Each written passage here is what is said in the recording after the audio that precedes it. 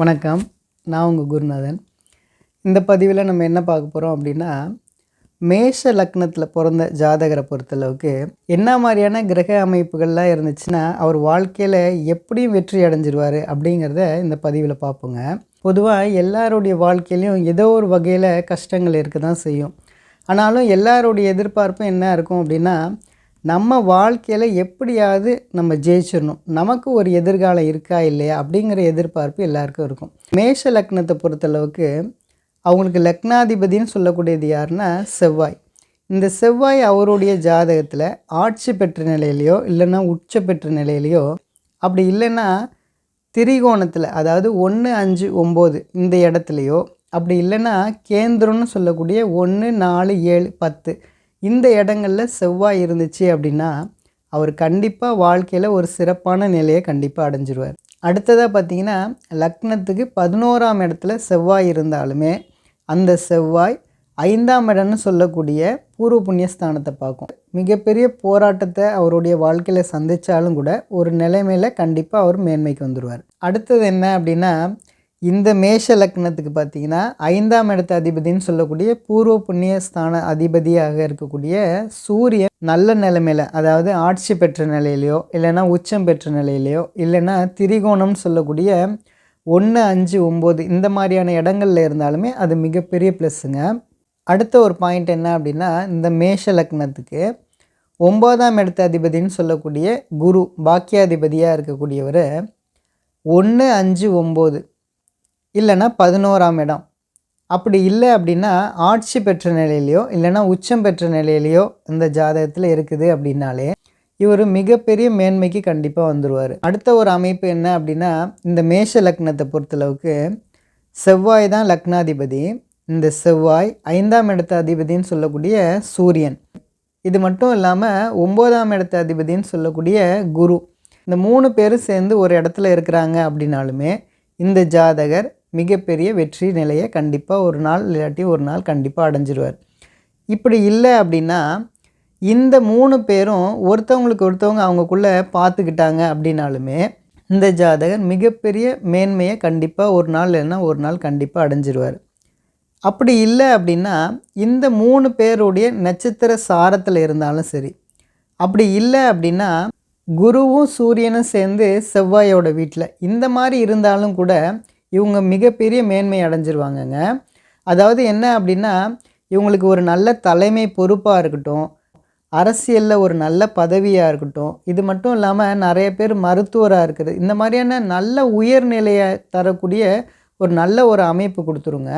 பொதுவாக பார்த்திங்கன்னா ஒரு ஜாதகத்தில் ஒரு கிரகம் ஒரு தோஷத்தை கொடுத்தாலும் கூட அதே கிரகமே பார்த்திங்கன்னா யோகத்தையும் கொடுத்துருங்க. இப்போ பார்த்திங்கன்னா லக்னாதிபதி செவ்வாய் கெட்டே போயிட்டார்னு வச்சுங்க, அதாவது நீச்சம் பெற்ற நிலையில் 4ஆம் இடத்துல, அதாவது லக்னத்துக்கு 4ஆம் இடத்துல இருக்காருன்னு வச்சுங்களேன், அது கூட பார்த்திங்கன்னா நீச்ச பங்க ராஜயோகத்தை கொடுத்துருங்க.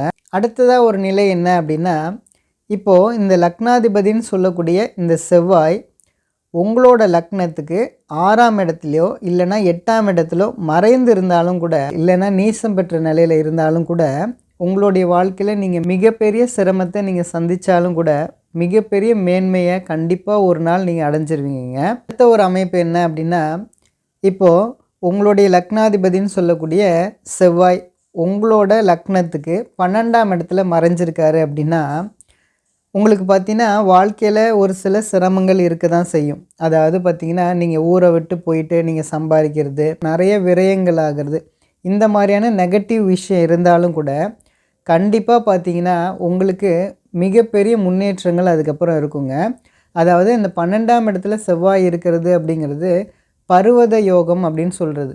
அப்போது உங்களுக்கு பார்த்திங்கன்னா மிகப்பெரிய நிறுவனத்தை நீங்கள் கட்டி காக்கிறது, நீங்கள் சின்ன நிறுவனமாக வச்சு நடத்துகிறத பெரிய நிறுவனமாக அதை டெவலப் பண்ணுறது, அரசியலில் ஒரு சின்ன பதவியில் இருந்து ஒரு பெரிய பதவிக்கு வருது, ஒரு கம்பெனியில் ஒரு சாதாரண நிலையிலேருந்து இருந்து மிகப்பெரிய மேன்மைக்கு வருது, இந்த மாதிரியான இன்னொரு பக்கமும் உண்டுங்க.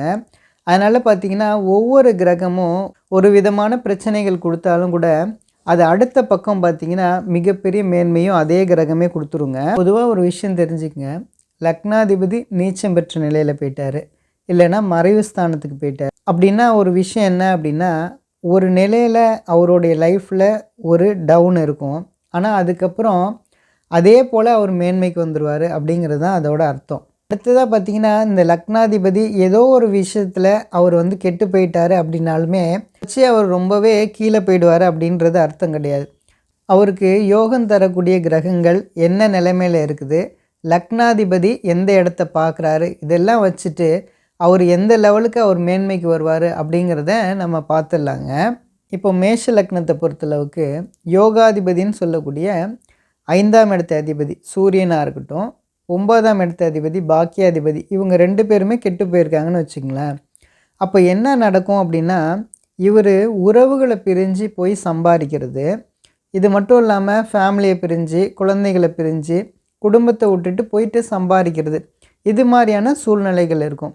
இது மட்டும் இல்லாமல் இவருக்கு லேட் மேரேஜ் நடக்கிறது, லேட்டாக குழந்தைகள் பிறக்கிறது, இந்த மாதிரியான விஷயங்களில் கொஞ்சம் பிரச்சனைகள் கொடுக்கும். இது மாதிரி நமக்கு யோகாதிபதிகள் நம்மளுடைய ஜாதகத்தில் கெட்டு போயிருக்கு அப்படின்னா விஷயங்கள், அதாவது திருமணம் ஆயிடுச்சு அப்படின்னா நம்ம ஃபேமிலியை விட்டுட்டு நம்ம போயிட்டு இருக்கிறது, அப்படி இல்லை அப்படின்னா திருமணம் கொஞ்சம் டிலே ஆகுது, இந்த மாதிரியான சூழ்நிலைகள் இருக்கும்.